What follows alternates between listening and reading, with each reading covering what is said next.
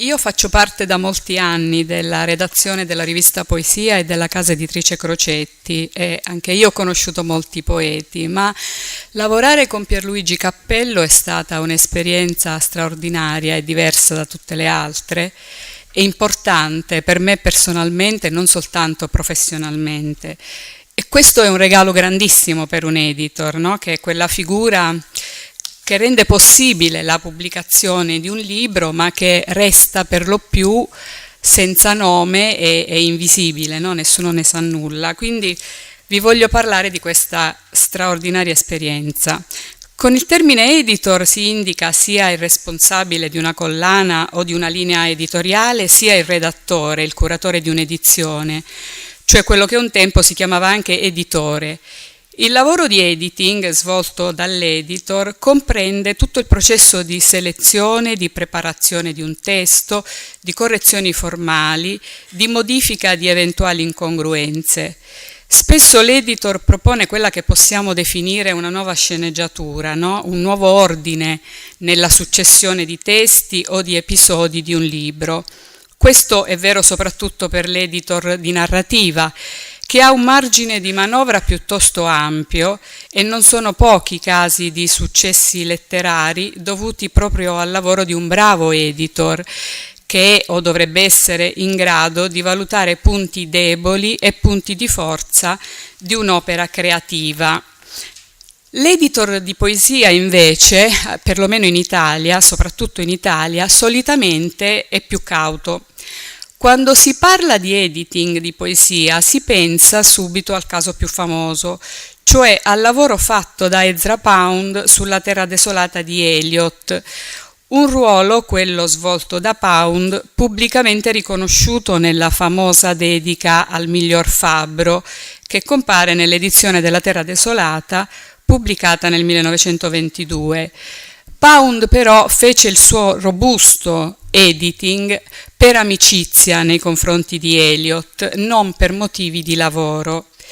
Il nome dell'editor che lavora in una casa editrice, infatti, è quasi sempre ignorato dai lettori e la sua figura, come dicevo prima, è invisibile come quella di un fantasma. Quando i giornali parlano di editor di poesia, per lo più è per domandarsi quali debbano essere i limiti del suo intervento e se egli debba essere oppure no un poeta. In un articolo pubblicato qualche anno fa, per la precisione nel 2012, sul quotidiano inglese The Telegraph, per esempio, il poeta scozzese Don Patterson, che è un editor di poesia della casa editrice Picador, ha dichiarato che l'editor di poesia deve scrivere versi, perché è molto più facile che una poesia sia alimentata da emozioni alte o perlomeno da ispirazioni molto personali rispetto ad un testo in prosa. Secondo lui è molto probabile, quindi, che un poeta perda la giusta prospettiva e il necessario distacco nei confronti di quanto ha scritto. Se questo accade, soltanto un altro poeta può proporre interventi mirati ed efficaci.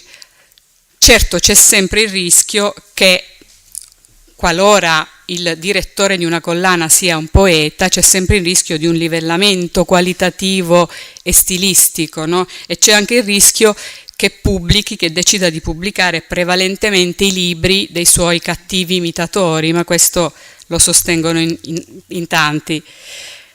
Comunque il lavoro dell'editor di poesia a volte è significativo, a volte è davvero minimo.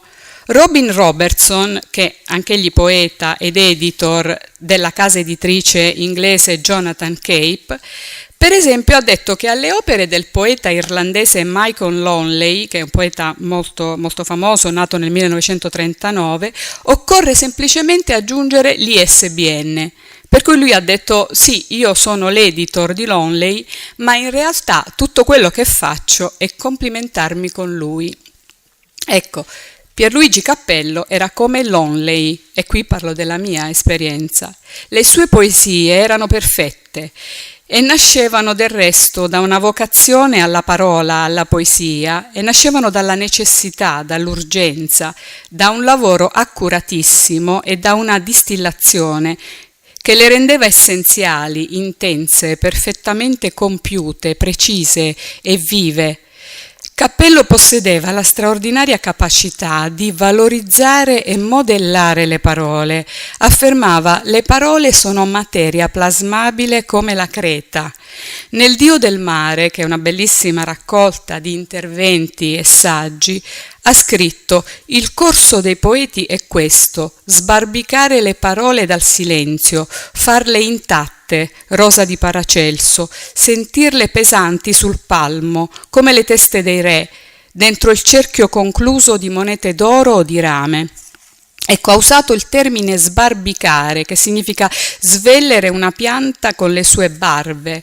È una metafora che ci riporta alla concretezza del lavoro nei campi e che fa pensare anche alla poesia, ad una poesia famosissima di Scemusini che si intitola Scavare, Digging, in cui la vanga usata dal padre per scavare la terra e raccogliere le patate e quella utilizzata dal nonno del poeta per scavare la torba, nella mano del figlio e nipote poeta è stata sostituita dalla penna.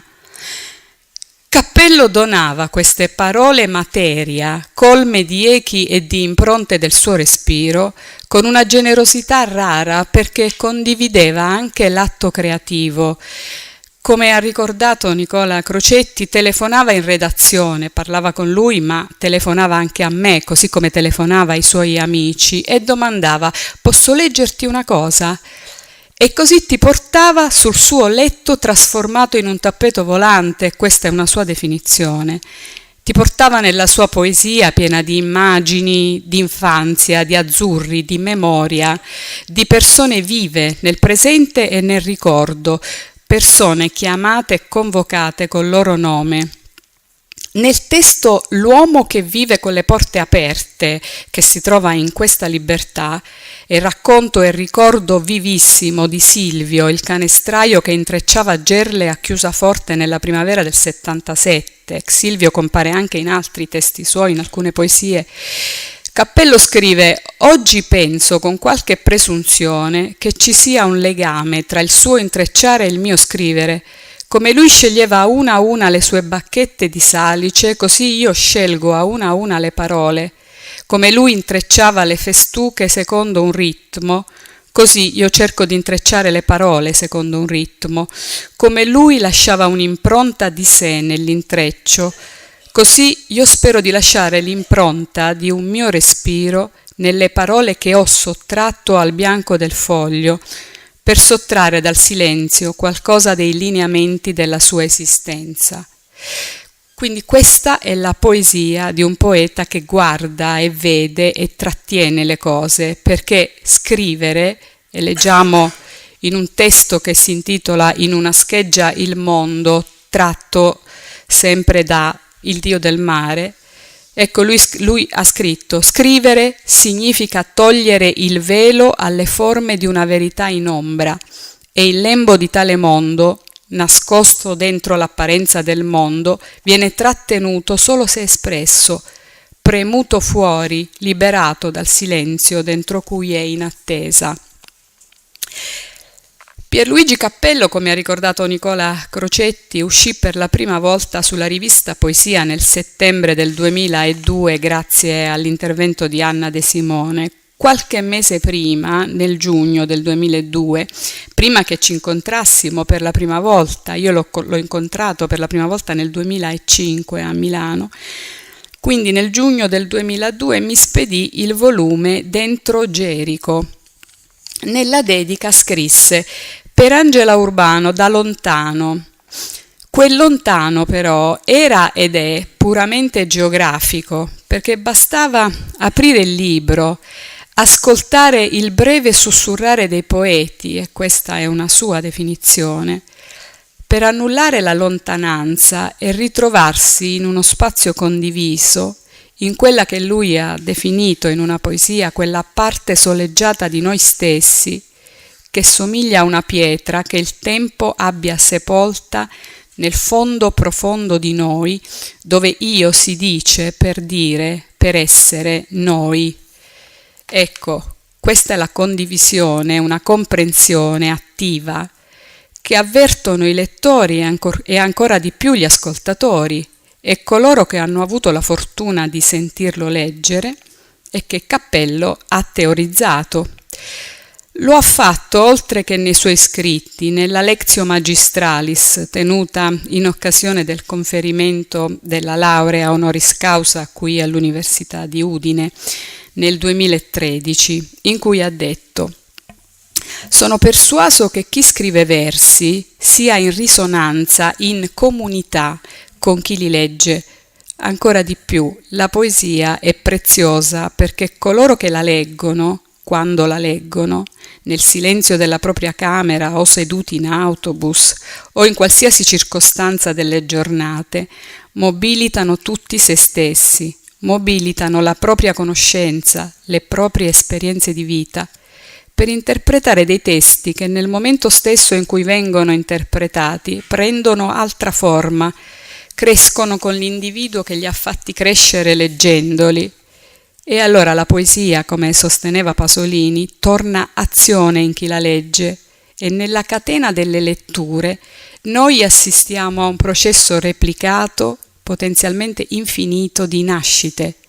E mi sono chiesto che cosa muove la poesia se non il segno di una nascita, di un continuo, infaticabile e irrefrenabile rinnovamento.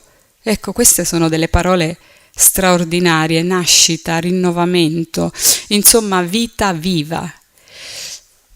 È stato un privilegio, una fortuna rara essere l'editor di un poeta speciale e diverso come Pierluigi Cappello ed è stato facilissimo. Quando ha cominciato a pubblicare con Rizzoli, gli editor fortunati sono stati altri. Per me, come per loro, la cosa difficile è e sarà fare a meno di lui. Grazie.